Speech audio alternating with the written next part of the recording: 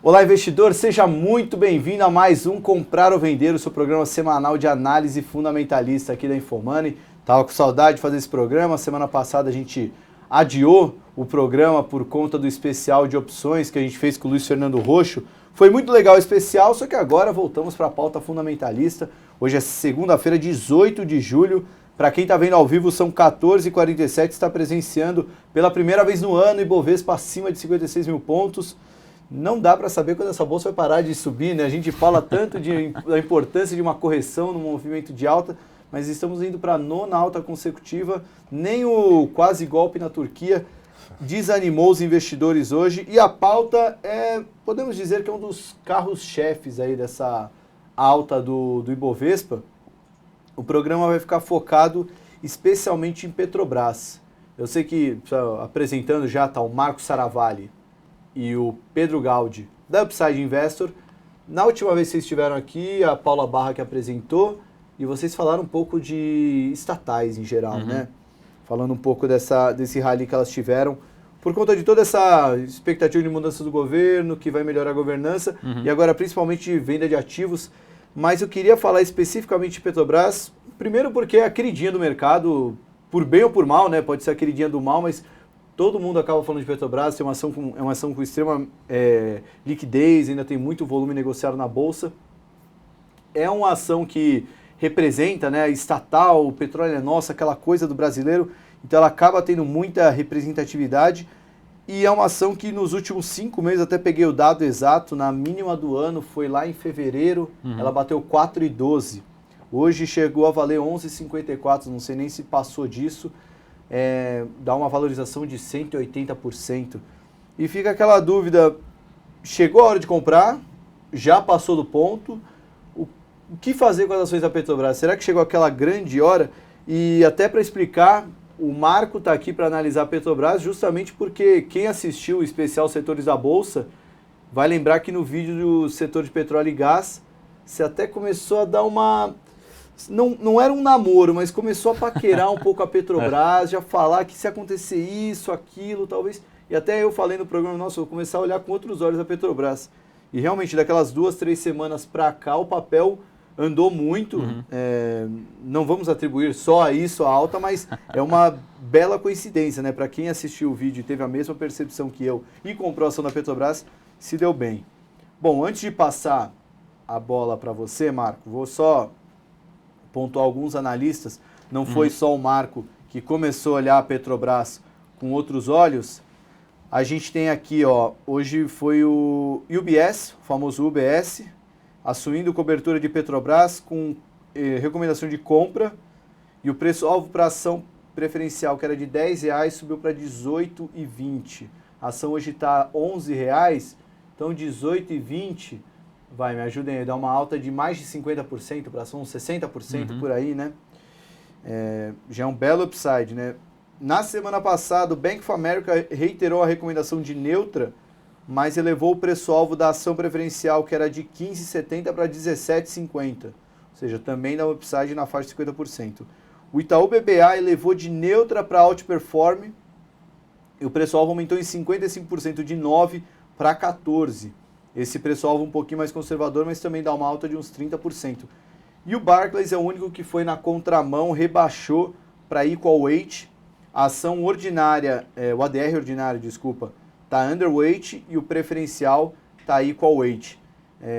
Bom, tirando o Barclays, todos os outros bancos, o Itaú BBA, o UBS e o BofA, com uma visão extremamente construtiva para a Petrobras.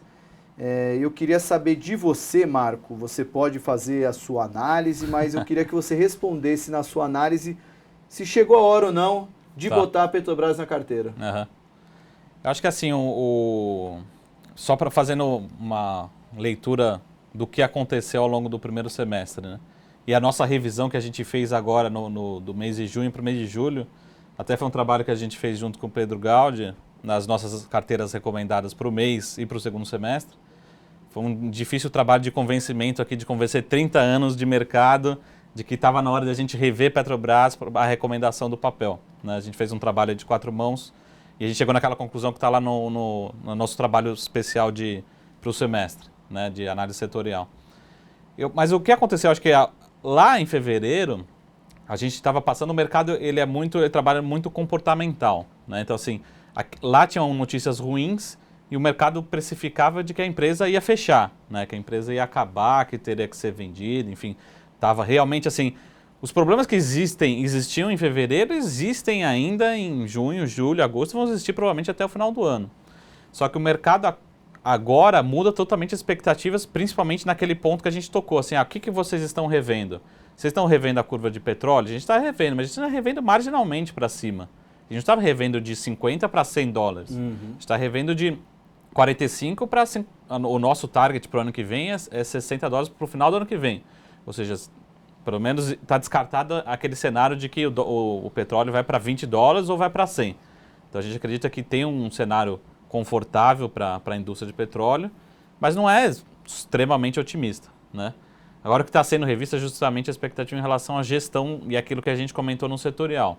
É uma empresa que ela pode entregar muito mais resultado com os ativos que tem, ou seja, entregar muito mais retorno para os acionistas, né, fazendo uma execução muito melhor, né? Então a nossa recomendação ainda continua sendo, vamos olhar com bons olhos a Petrobras para segundo semestre como recomendação de compra.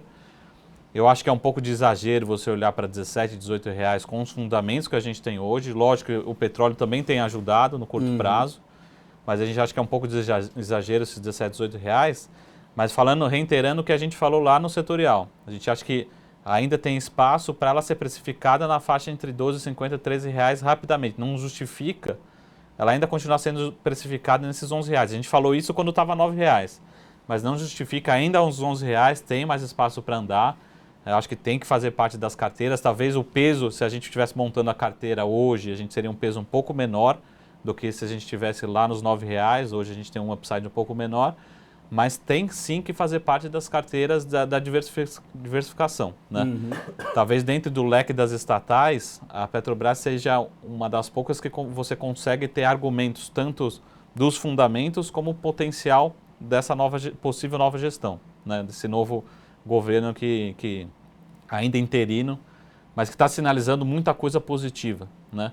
E tudo que pode ser feito para a gestão da empresa gera valor para os acionistas, né? Então, a emissão que aconteceram, 2 emissões, uma aconteceu semana passada, né? Tudo isso, o que é? Você alongar o perfil da dívida, você trazer menos custos financeiros, você gerar mais lucro para o investidor, para os acionistas como um todo. E o governo está entendendo isso também, né? Não é assim para um acionista X, Y, B. Para todo mundo gera valor e gera valor para o governo também, né? Você tem uma empresa bem gerida, que gera bons resultados, bons retornos, é bom para o governo, é bom para os acionistas minoritários que somos nós, né? Que é a Bolsa como um todo. Então essa continua sendo a nossa recomendação, né? E acho que o grande diferencial do Upside é justamente isso, você ser mais dinâmico do que a média do mercado. A gente não pode andar junto com a grande média do mercado e a gente precisa se antecipar esses movimentos, né? Vocês encarteiraram a Petrobras no começo desse mês ou foi na virada? Na carteira recomendada do Upside, né? Da virada de junho para julho, mas casou um pouco com o relatório setorial que a gente gravou aqui na Infomani. Então, mais ou menos naquele período, a gente mudou nossa recomendação no Upside e falou assim, a gente precisa ter mais peso e voltar com a recomendação de compra para a Petrobras, né? E a gente está mantendo essa recomendação para curto e médio prazo, eu digo, para os próximos 6 meses. Né? Então, um papel que... Tá, tudo bem, você falou de próximos 6 meses, mas um papel que se bater os 13 reais nesse cenário, você já não ficaria tão confortável? Sim. Tudo hoje o mais constante, né? Ou seja, o que também tem sinalizado, tanto agências de petróleo lá fora, internacional, é que o petróleo está caminhando para ficar dentro desse patamar, mas ele tem um upside, mesmo que seja marginal, para o ano que vem, para os próximos 12 meses. Ou seja, tem algumas consultorias falando entre 50 e algumas consultorias mais otimistas falando 70. De qualquer forma, é um cenário bom para Petro. Mas se ele começar a caminhar muito mais para os 70 do que para os 50, a gente vai ver que 13 reais pode ser pouco. Né? É essa avaliação que a gente precisa fazer ao longo do segundo semestre. Legal que a Petrobras, pelos eventos externos, acabou ficando muito sensível a tudo isso, né? Então, uma alta marginal no petróleo, uma queda marginal no dólar, acaba tendo um efeito... Duplo, né? Duplamente positivo, né, pro papel. E eu acho que assim, a hora que você for comprar Petrobras, assim como qualquer outra commodity, você precisa comprar, não necessariamente ficar muito preso ao DCF, ao fluxo, a sua projeção. O DCF fica muito sensível ao que você colocar de perpetuidade do preço da commodity lá no final da sua projeção. Então a sua chance de errar é muito grande. O que a gente recomenda para você comprar? O ciclo tanto da commodity como o ciclo da empresa. A gente teve nos últimos 5, 8 anos, da última gestão da Petro, um ciclo da commodity, de certa forma, um pouco favorável para a empresa. Só que um ciclo da gestão totalmente desfavorável. Né? O que está acontecendo agora, o que parece que está acontecendo na nossa visão, é que os astros estão se alinhando. A gente tem um ciclo da commodity, não é tão otimista, mas ele é positivo, e um ciclo da gestão interna também muito favorável, né? Caminhando para melhores resultados. Então é nesse momento que você precisa comprar uma empresa de commodity. Não dá para você ficar comprado 5, 10 anos. Não é um papel que, para um fundamentalista, ele vai carregar. Porque você vai ter no meio do caminho um ciclo que o petróleo vai voltar para 30, depois para ele voltar para 60 de novo. Isso faz parte do ciclo da commodity. Mas se você tiver um ciclo positivo, não precisa ser muito positivo, mas positivo, com uma gestão eficiente, são papéis, é nesse momento que você precisa ter empresas de commodity. Né? A gente está vendo na outra ponta o caso de papel celulose. São empresas bem geridas, mas não está no momento de você ter esse tipo de papel. Né? Então, eu acho que a nossa recomendação está baseada no ciclo que a gente está vivendo nesses dois pontos positivos que talvez nos últimos 5, 8 anos a gente não tenha vivido, né? Para essa ação em particular. Olha, fazia tempo que fazia tempo que a gente não fazia um programa tão positivo para a Petrobras, né? Espero que, de fato, eu estou até pensando em... Desde a semana passada eu estava pensando em colocar na carteira da Infomoney. É o problema de conciliar vários trabalhos, né? Você acaba não parando só para analisar a carteira, mas... Agora, desculpa te interromper, o que a gente precisa sempre alertar nossos investidores é por que vocês não têm 30% nas suas carteiras, 20%? Lembrando que o índice tem bem menos hoje, né, de Petro. Porque também existem ainda riscos bastante relevantes. Tem que lembrar, a empresa não mudou, né? O cenário está diferente, mas ela continua a empresa mais endividada do mundo, ela continua com uma situação, a relação dívida com o EBITDA extremamente desconfortável, ou seja... Hoje a gente estava, desculpa interromper de novo, a gente estava conversando com um cliente nosso, e lembrando, a gente tem aquela class action, que é um processo coletivo lá nos Estados Unidos, que ninguém sabe o tamanho. Todo mundo, você vai conversando no corredor, um fala de 10 bi, outro fala de 20 bi, outro fala de 100. De certa forma, vai ser um número muito grande, né? E é um risco que pode impactar o fluxo de caixa da empresa e a avaliação para a empresa. Então, dizem ainda diversos riscos. O que é lava-jato, né? A gente ainda está no meio do processo de investigação. Então, existem diversos riscos envolvidos. Mas, ao mesmo tempo, eu acho que a percepção de risco da empresa está... Todo dia saem notícias. Hoje teve uma notícia... uma entrevista do Pedro Parente para a Folha, mostrando de novo, discurso direto e discurso transparente do Parente, falando assim, a gente não vai privatizar a empresa, mas a gente vai colocar vendas, senta para negociar, talvez em algum ativo ou outro a gente não vai conseguir ter o controle. E outra sinalização também que ele fez essas semanas, vamos colocar à venda tudo que é possível, né? E se tiver, por exemplo, um campo de exploração, um gasoduto, uma infraestrutura que não seja economicamente viável, simplesmente a gente para de trabalhar com ele. Né? Semanas passadas, a Petro já anunciou que tem alguns campos que estão parando por inviabilidade econômica. Né? Não é assim, vamos continuar produzindo porque a gente é amigo do governo. Não, aqui é uma empresa que precisa dar resultados. Né? E se for ineficiente em algum campo, a gente vai parar. Isso já aconteceu em pouco tempo de gestão do Parente. Né? Legal. O que nessa mesma entrevista ele falou um pouco do processo nos Estados Unidos. Ele está com uma visão um pouco mais otimista, né? Ele fala até que trabalha para vencer isso aí, mas enfim. É algo que a gente até brincou em algum programa aí, falando que foge um pouco da alçada do analista fundamentalista, né? Que tem que entender um pouco de política, de direito, para saber como impactar. Agora, o Pedro Gaudi está aqui também. No próximo bloco a gente vai falar de expectativa para o resultado do segundo trimestre, mas antes, Pedro, o Marco já falou que teve que te convencer aí sobre a Petrobras. Eu quero saber como é que faz para convencer um analista que já viu tanta coisa acontecer no mercado, vendo a draga que a Petrobras estava até meses atrás, de colocar na carteira. Como é que você olhou e falou, realmente, assina embaixo, vamos botar a Petrobras na carteira? É uma coisa bem simples. Eu acho que eu e a torcida do Corinthians, até o primeiro semestre, estava olhando só a situação de dívida, de estrago, Lava Jato, a ingerência que o governo fez. Eu acho que a partir do momento que o Pedro Parente entrou, no governo e foram anunciadas medidas bem substanciais, como o Marcos falou, então isso está convencendo não só a mim, mas até as casas importantes, os analistas também estão se convencendo de que, apesar da situação dramática que a Petrobras está sofrendo, essas medidas começam a dar uma luz no final do túnel. A Petrobras, na minha concepção, depois dessa conversa e depois do que a gente está vendo, a Petrobras vai ter que encolher para voltar a crescer, né? Isso não é ruim. Se você cria a confiança do investidor, do mercado, dos agentes do mercado, tá nisso. O papel começa a subir, mesmo tendo esses números não tão agradáveis, né? E mesmo a gente sabendo que os números que virão nos próximos trimestres ainda não vão encher a boca de saliva, né? Então, é assim, mas já há uma percepção de que a coisa está melhorando, né?